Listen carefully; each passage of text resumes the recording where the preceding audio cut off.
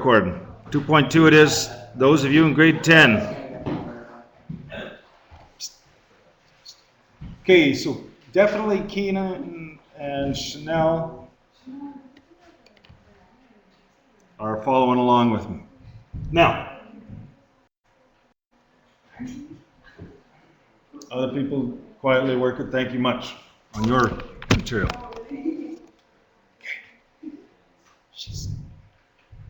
I'm expecting, and this is why I have it at the start of everything, I'm expecting that you know how to do this automatically. Cross multiply, divide by the loaner. Also, I'm expecting now, oh, right, Tori's with me too on this, that as soon as you see percent, you think out of 100. There's other ways to solve percent problems, and they are quicker, but I'm going to try to keep everything so that we end up with equations that look like this. Fraction equals fraction, proportions, we call those. So you're always going to set them up with 92 out of 100 equals x out of, and then solve this, 14,500. And you'll do this as well, similarly. You have to be able to solve those automatically. And the only reason why I'm not, there's other methods to solve percentages, and you're welcome to use them, but I'm always going to show like this, or usually going to show like this, so that it looks like you're solving the same equation every time, because it really comes down to 80% of this course, 75% of this course comes down to being able to solve an equation like this. So it's super important. So I'll leave those for you. We need to have a quick discussion though. What's a person who works for him or herself rather than for an employer? What do we call that kind of employed? It's pretty self-employed, yeah, it's self. So when we say self-employed, that means you're working on your own. You got your own business, some kind of thing, a lemonade stand or something if you're 8 years old. When someone is paid a set rate for an amount produced, it's called. Do we know? It's probably, it'll make sense once you hear it. It's called piecework, okay? Not like pieces in, you know, like harmony and peace on earth. This is piecework as in one piece of work. I before A, piecework. That would be like you going for someone and you say that I'll rake your leaves, 20 bucks. Doesn't matter if you take half an hour or 3 hours, it's 20 bucks. That's piecework, right? An amount, usually a percentage paid for someone in a business transaction. That's commission. So, let me tell you about commission, because it's pretty common. Sales jobs are often commission-based.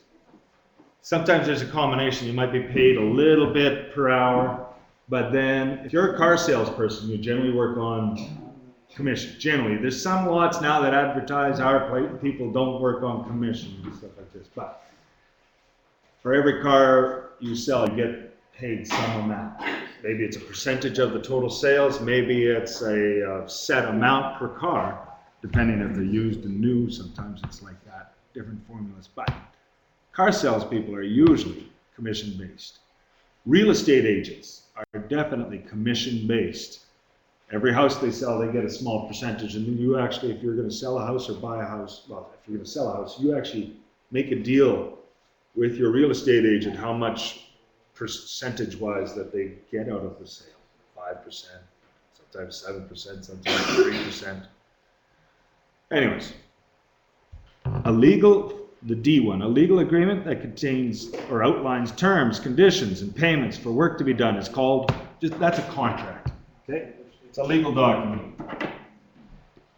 You always hear about, be careful signing contracts. Well, know what you're getting into for work to be done.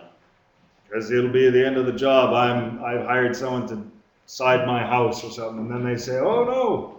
I said, aren't you going to finish this up and attach, you know, my downspouts for my eaves troughs to this? No, it clearly states here that you would have, homeowner must do that part of the job or something. Contracts, anyways. That's where you hear about those things. Now, I'm going to zip to the other side and then we'll come back to the other problem, because this one is a reading thing. I have it repeated twice. This is cut and paste from the book. It's the exact same thing above here. Read the paragraph. So here it is. Imagine you have a home renovation business that specializes in adapting existing homes for people with disabilities. So you're going to put in ramps, elevators, who knows. How would you calculate how much to charge customers for renovations they're requesting? Well, what do you take into account? You might charge piecework, like I'm going to charge you $20,000 for this particular job or whatever, but somehow you have to come up with that number so you know you're not losing money, you're making money, and it's still decent for the customer. How do you come up with rates? What would you estimate when you came up with rates? You had a job to do. Well, let's think about this. Let's change the business real quickly and just see.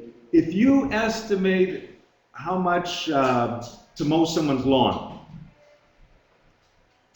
and you just say, I'm going to charge you $10 or I'm going to charge you $20, what would you take into account when you take, Keenan?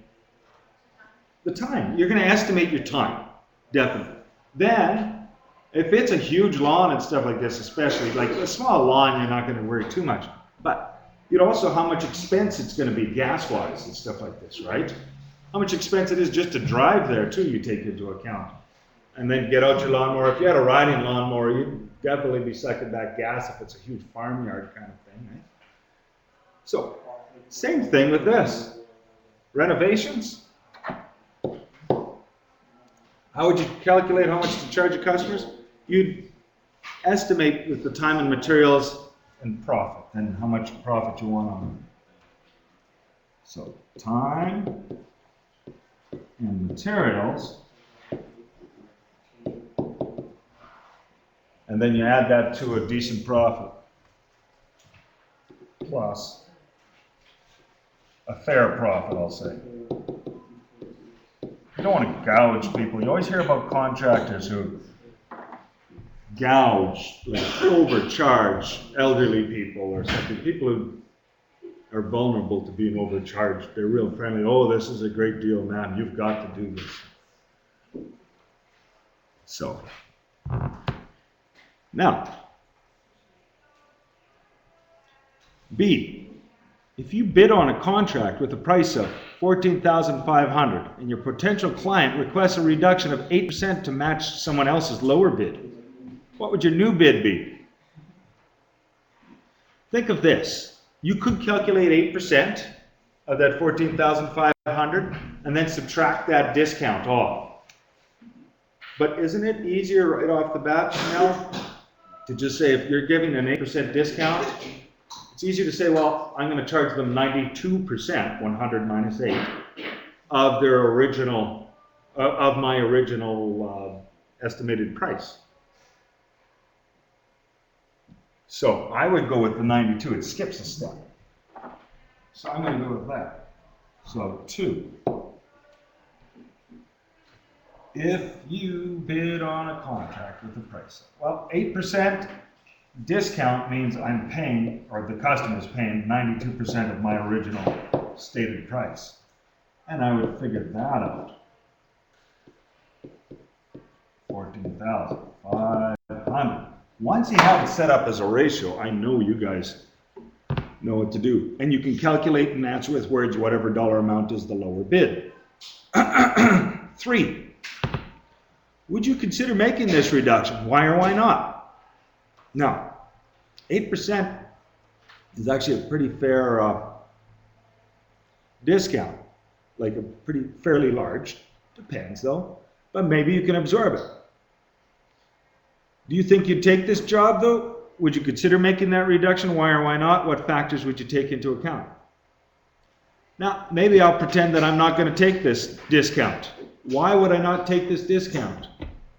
Like the reduced 92% price. As a contractor, why would I say, I'm sorry, I can't do that for you at that price? Keenan, what would you think? Why would you refuse work?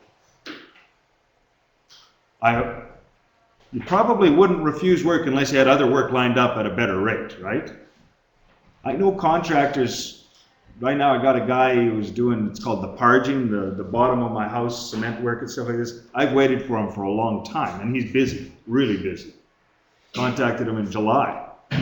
Yeah, he said, well, you know, this is the price. I'm not going to bargain with him because he's really good, and he's got more than enough work, so if I ask for a discount, it's like, I'm sorry, and he does have too much work. He's just started last week, whatever. Anyways, and this is like getting into October. He's backlogged for 2 or 3 months when you contact the guy. It takes 2 or 3 months till he can work. He can easily say no if somebody says, oh, that's too much.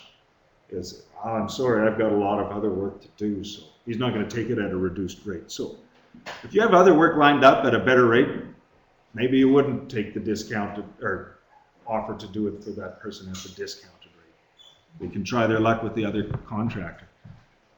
If you needed the work, you might just double check your expenses and make sure that you're going to come out making money, and you might take that work.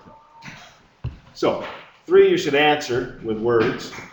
And then coming back to this one here, I said Sean is a tree planter. I'm going to just give you some ideas, then I have more questions after this. But Sean's a tree planter working for the summer near Prince George, BC. Those planters are paid piecework for every tree that they plant. On a particular site, 11 cents per tree. I wouldn't use the 11 cents though. I would use it like $sign. Yeah. Okay, like that. This particular week, Sean planted 750 trees on the Monday, 870 Tuesday, 910 on Wednesday, 1,050 Thursday, 890 trees on Friday. So he's planting a lot of trees, it seems like, I don't know. You'd have to add up all the trees for that week and see, times 11 cents, how much he actually made, what his pay is for all those trees that he planted. Might not, sounds like it's a lot, but might not have made as much as you think for a week of work. It's hard work. Plus, he has camp fees of $22 a day.